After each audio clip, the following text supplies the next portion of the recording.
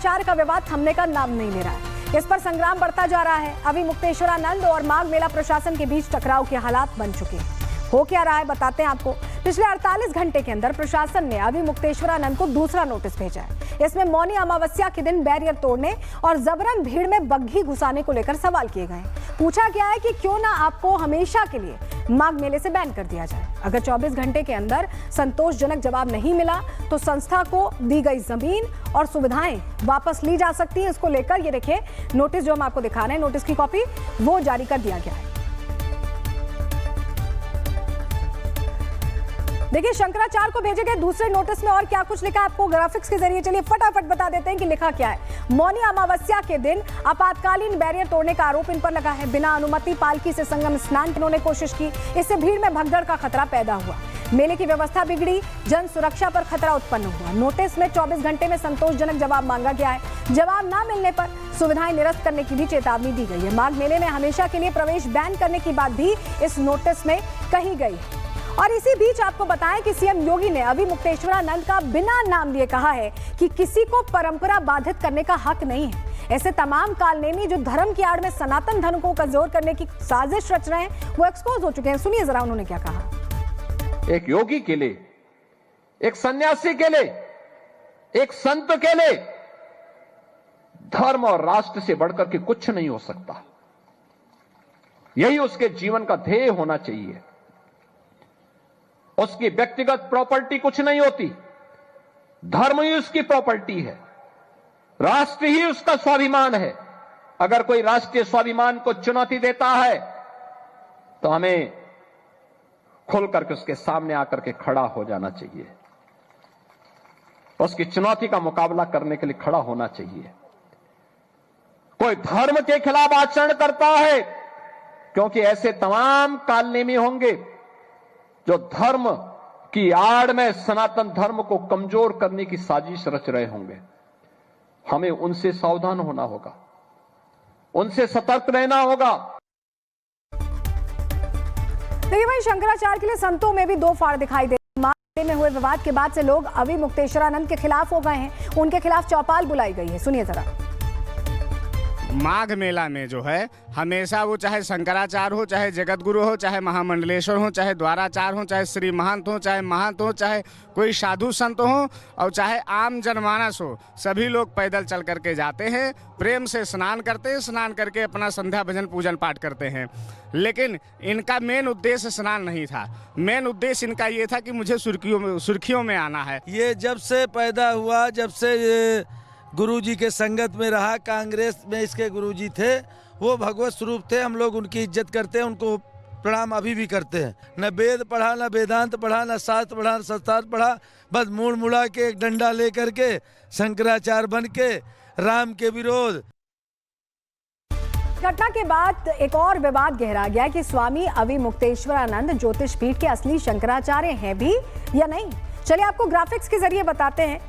देखिए आपके सामने जानकारी रख रहे हैं। आप देखिए मेरी एक तरफ अभी मुक्तेश्वरानंद हैं जो कहते हैं कि वो शंकराचार्य हैं, दूसरी तरफ है वासुदेवानंद सरस्वती, वो दावा करते हैं कि वो ही शंकराचार्य हैं। कहानी क्या है इसके पीछे आपको बताते हैं। अभी मुक्तेश्वरानंद के शंकराचार्य बनने के साथ ही सवाल उठने लगे थे।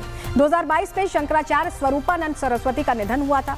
अगले ही दिन 22 सितंबर को अभी मुक्तेश्वरानंद का पट्टाभिषेक हो गया था, यानी उन्हें ज्योतिष पीठ के शंकराचार्य की उपाधि दे दी गई। लेकिन ज्योतिष पीठ के कई संत और आचार्य इसके विरोध में आ गए, इसके खिलाफ थे। स्वामी वासुदेवानंद ने कहा कि असली शंकराचार्य तो वो हैं। अभी मुक्तेश्वरानंद को स्वरूपानंद ने कभी अपना उत्तराधिकारी नहीं माना। 9 दिन के अंदर वासुदेवानंद सरस्वती इसे लेकर सुप्रीम कोर्ट पहुंच गए। अक्टूबर 2022 अभी मुक्तेश्वरानंद के पट्टाभिषेक पर रोक लगा दी गई थी उस दौरान, और इसके बाद से कोर्ट ने उनके शंकराचार्य बनने पर कोई फैसला नहीं किया है। यानी अभी भी ये तय नहीं है कि वो शंकराचार्य हैं या नहीं, क्योंकि कोर्ट ने फैसला नहीं किया और क्योंकि दूसरे संत ने दावा बोला था। ऐसे में ये सवालों के घेरे में है, इसको लेकर विवाद चल ही रहा है। शंकराचार्य का विवाद थमने का नाम नहीं ले रहा है। इस पर संग्राम बढ़ता जा रहा है। अभी मुक्तेश्वरानंद और माघ मेला प्रशासन के बीच टकराव के हालात बन चुके हैं। हो क्या रहा है बताते हैं आपको। पिछले 48 घंटे के अंदर प्रशासन ने अवि मुक्तेश्वरानंद को दूसरा नोटिस भेजा है। इसमें मौनी अमावस्या के दिन बैरियर तोड़ने और जबरन भीड़ में बग्घी घुसाने को लेकर सवाल किए गए। पूछा गया है कि क्यों ना आपको हमेशा के लिए माघ मेले से बैन कर दिया जाए। अगर 24 घंटे के अंदर संतोषजनक जवाब नहीं मिला तो संस्था को दी गई जमीन और सुविधाएं वापस ली जा सकती हैं। इसको लेकर ये देखिए नोटिस जो हम आपको दिखा रहे हैं, नोटिस की कॉपी वो जारी कर दिया गया है। देखिए शंकराचार्य को भेजे गए दूसरे नोटिस में और क्या कुछ लिखा है आपको ग्राफिक्स के जरिए चलिए फटाफट बता देते हैं कि लिखा क्या है। मौनी अमावस्या के दिन आपातकालीन बैरियर तोड़ने का आरोप इन पर लगा है। बिना अनुमति पालकी से संगम स्नान की इन्होंने कोशिश की, इससे भीड़ में भगदड़ का खतरा पैदा हुआ। मेले की व्यवस्था बिगड़ी, जन सुरक्षा पर खतरा उत्पन्न हुआ। नोटिस में 24 घंटे में संतोषजनक जवाब मांगा गया है। जवाब न मिलने पर सुविधाएं निरस्त करने की भी चेतावनी दी गई है। माघ मेले में हमेशा के लिए प्रवेश बैन करने की बात भी इस नोटिस में कही गई है। और इसी बीच आपको बताएं कि सीएम योगी ने अवि मुक्तेश्वरानंद का बिना नाम लिए कहा है कि किसी को परंपरा बाधित करने का हक नहीं है। ऐसे तमाम कालनेमी जो धर्म की आड़ में सनातन धर्म को कमजोर करने की साजिश रच रहे हैं वो एक्सपोज हो चुके हैं। सुनिए जरा उन्होंने क्या कहा। एक योगी के लिए, एक सन्यासी के लिए, एक संत के लिए धर्म और राष्ट्र से बढ़कर के कुछ नहीं हो सकता। यही उसके जीवन का ध्येय होना चाहिए। उसकी व्यक्तिगत प्रॉपर्टी कुछ नहीं होती, धर्म ही उसकी प्रॉपर्टी है, राष्ट्र ही उसका स्वाभिमान है।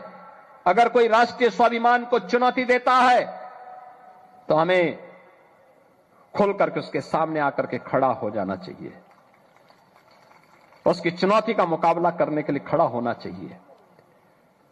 कोई धर्म के खिलाफ आचरण करता है, क्योंकि ऐसे तमाम कालनेमी होंगे जो धर्म की आड़ में सनातन धर्म को कमजोर करने की साजिश रच रहे होंगे।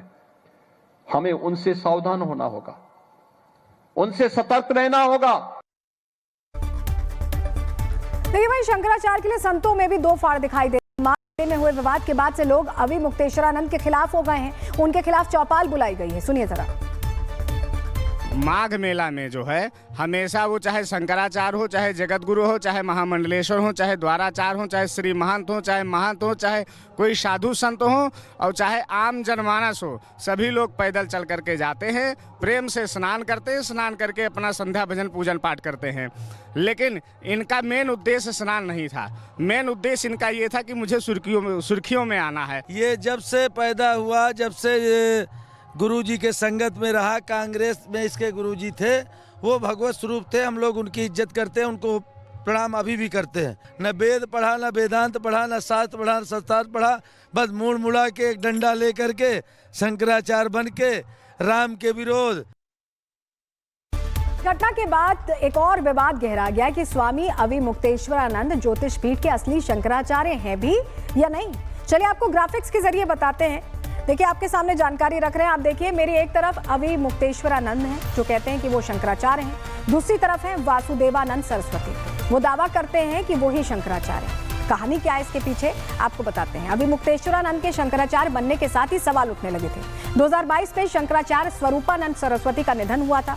अगले ही दिन 22 सितंबर को अवि मुक्तेश्वरानंद का पट्टाभिषेक हो गया था, यानी उन्हें ज्योतिष पीठ के शंकराचार्य की उपाधि दे दी गई। लेकिन ज्योतिष पीठ के कई संत और आचार्य इसके विरोध में आ गए, इसके खिलाफ थे। स्वामी वासुदेवानंद ने कहा कि असली शंकराचार्य तो वो हैं। अवि मुक्तेश्वरानंद को स्वरूपानंद ने कभी अपना उत्तराधिकारी नहीं माना। 9 दिन के अंदर वासुदेवानंद सरस्वती इसे लेकर सुप्रीम कोर्ट पहुंच गए। अक्टूबर 2022 अवि मुक्तेश्वरानंद के पट्टाभिषेक पर रोक लगा दी गई थी उस दौरान, और इसके बाद से कोर्ट ने उनके शंकराचार्य बनने पर कोई फैसला नहीं किया है।